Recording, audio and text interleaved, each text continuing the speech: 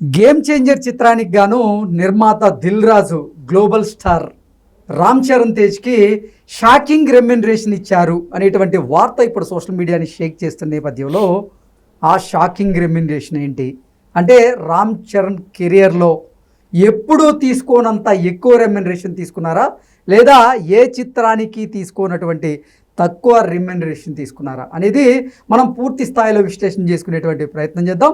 ప్రస్తుతం మనతో పాటున్నారు ప్రముఖ సినీ విశ్లేషకులు, ప్రముఖ సీనియర్ జర్నలిస్ట్ యజ్ఞమూర్తి గారు. సార్తో మాట్లాడదాం. సార్ నమస్తే. సార్ నమస్తే కృష్ణ. గేమ్ చేంజర్ చిత్రానికి గాను గ్లోబల్ స్టార్ రామ్ చరణ్ గారికి దిల్ రాజు గారు షాకింగ్ రెమ్యునరేషన్ ఇచ్చారు, అలాగే రామ్ చరణ్ గారు షాకింగ్ రెమ్యునరేషన్ తీసుకున్నారు అనేటువంటి వార్త సోషల్ మీడియాలో చక్కర్లు కొడుతోంది. ఇంతకీ రామ్ చరణ్ గారి రెమ్యునరేషన్ ఎంత అంటే ఏం చెప్తారు?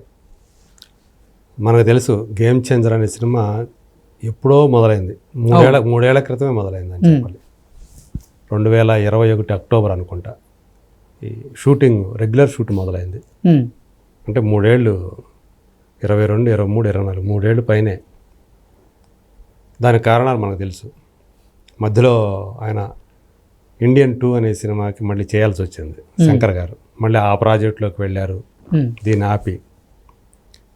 దానివల్ల ఏమైందంటే దిల్ రాజుకి ఆయనకి కాస్ట్ ఆఫ్ ప్రొడక్షన్ బాగా పెరిగిపోయింది ఈ డీలే అవ్వటం వల్ల. సో ఏ ప్రొడ్యూసర్ అయినా కూడా ఫైనాన్స్ తీసుకొని వస్తాడు, ట్యాక్స్ ఇష్యూస్ వీటి అన్నీ ఉంటాయి కాబట్టి. సో దాంతో ఖచ్చితంగా ఇంట్రెస్ట్ రేట్లు బాగా పెరిగిపోతాయి.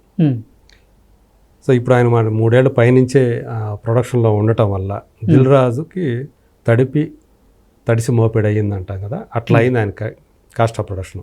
ఓకే. సో 250 కోట్లు అనుకున్నది 350 కోట్లు దాటేసింది అనే ఒక టాక్ అయితే ఉంది. ఓకే. సో వాళ్ళు అఫీషియల్గా బయట పెట్టరు కాబట్టి కేవలం పాటలకు 4 పాటలు ఉంటే 4 పాటలకి 75 కోట్లు ఖర్చు అయింది అంటున్నారు, ఓన్లీ పాటలకే. అంటే శంకర్ గారి చిత్రాలంటేనే పాటలకి భారీగా సెట్టింగ్స్ ఉంటాయి, దానికి తగినట్లుగా భారీగా ఖర్చులు ఉంటాయి. అవును. సో అట్లాగే మరి పాటలకి 4 పాటలకి 75 కోట్లు అంటే ఒక సినిమా బడ్జెట్ కదా, పెద్ద హీరోతోటే పెద్ద సినిమా తీయచ్చు. సో రవితేజ లాంటి వాళ్ళతో 2 సినిమా తీసేయచ్చు. సో అలాంటిది మరి అంత కాస్ట్ ఆఫ్ ప్రొడక్షన్ పెరిగిపోవటం, దీంతో తమ ఇద్దరు కూడా, అటు హీరో ఇటు డైరెక్టర్ ఇద్దరు కూడా తమ రెమ్యూనరేషన్ని కుదించుకున్నారు అనేటువంటి ఒక సమాచారం ఇప్పుడు బయటకు వచ్చిందనమాట. ఓకే. ఇద్దరు కలిపి యాక్చువల్గా అయితే పుష్ప 2కి మన అల్లు అర్జున్ రెమ్యూనరేషన్ 150 కోట్లని, 200 కోట్లని, 270 కోట్లని, అదే మన ఆర్కే గారు ఏమైనా ఆంధ్రప్రదేశ్ ఆర్కే గారు 300 కోట్లని రాశారు. సో అంత కాదు కానీ సో 150 కోట్ల దాకా ఆయన అందుకున్నాడు అనేది తెలుస్తుంది. ఎందుకంటే దాంతో ఫ్రాంచైజీస్ కూడా కొలాబరేట్ అయ్యాయి.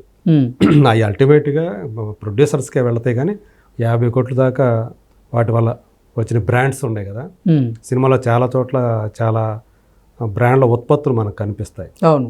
సో వాళ్ళ ద్వారా 50 కోట్ల దాకా వచ్చింది. ఇది కూడా వీళ్ళ రెమ్యూనరేషన్లో కొంత షేరింగ్ వెళుతుంది అనేది బయటకు వచ్చింది. అట్లా దాదాపు నిజమా అది ఏంటో తెలియదు కానీ 150 కోట్లు అయితే హీరోకి అందినాయి అని చెప్పుకున్నారు.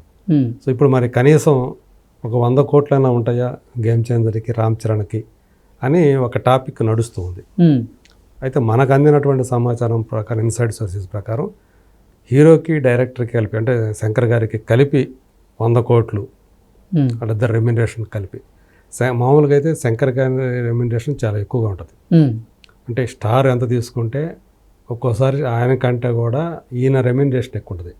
ఎక్సెప్ట్ రజనీకాంత్, విజయ్ లాంటి వాడు తప్పితే మిగతా ఆయన ఎవరితో అయితే సినిమాలు చేశాడో ఈయన రెమ్యునరేషన్ ఎక్కువ హీరోల కంటే కూడా.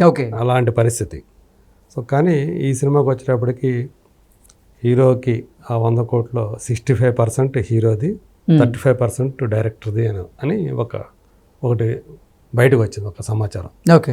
అంటే దాన్ని బట్టి మనకి ఏం అర్థమైందంటే 65 crores రామ్ చరణ్కి, 35 crores శంకర్ గారికి అందాయి అనేది ఇప్పుడు మీడియాలోకి వచ్చినటువంటి ఒక సమాచారం.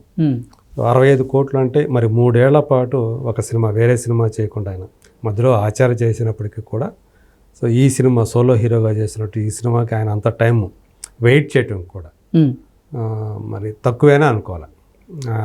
అదే నిజమైతే కనుక 65 కోట్లు ఇవ్వటం అయితే తక్కువగానే తీసుకుంటున్నాడు అని ఇండస్ట్రీ వర్గాల వాళ్ళే అనుకుంటున్నారు. ఓకే. నిజంగా అంత తక్కువ తీసుకుంటున్నాడా, 65 కోట్లైనా రామ్ చరణ్ తీసుకుంటుంది అనేది ఇండస్ట్రీ వర్గాలు చెప్పుకుంటూ ఉన్నారు. సో ఏదేమైనప్పటికీ కూడా అల్టిమేట్గా అంటే సినిమా ప్రస్తుతం మనకు తెలుసు 3 పాటలు రిలీజ్ చేశారు, ట్రైలర్ కూడా రిలీజ్ అవుతూ ఉంది. అయితే ఆశించిన రీతిలో, ఎక్స్పెక్ట్ చేసిన రీతిలో ఒక బజ్ అయితే క్రియేట్ కాలేదు.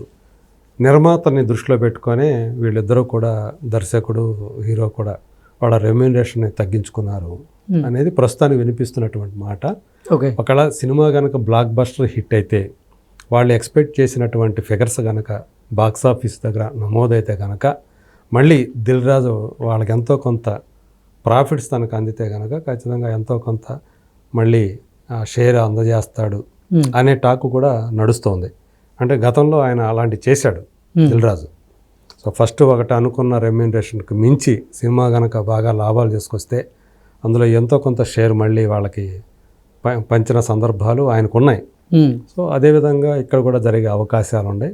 రేపు సినిమా కనుక ఒక పెద్ద బ్లాక్ బస్టర్ హిట్ అయితే మళ్ళీ ఎంతో కొంత షేరు, ప్రాఫిట్లో షేర్ ఇస్తాడు ఆయన అనేది కూడా ఒకటి నడుస్తూ ఉంది. మరి చూడాలి ఇందులో ఎంతవరకు నిజం ఉంది ఏంటి. నిజంగానే ఈ రెమ్యూనరేషన్కి సంబంధించినటువంటి వ్యవహారం అంటే ఈ మధ్యకాలంలో ఈ రెమ్యూనరేషన్ అనేది ఒక పెద్ద పాయింట్ లాగా వస్తూ ఉంది ప్రతి ఒక్కళ్ళు. అంటే మరి పుష్ప 2 తర్వాత, ఇన్సిడెంట్ తర్వాతనే దీనికి రెమ్యూనరేషన్ కూడా ఒక అంశంగా వస్తుంది. మనం చూసాం, అభిమానులను దోచుకొని వాళ్ళ జేబులు కొలగొట్టి వీళ్ళు జేబులు నింపుకుంటున్నారు.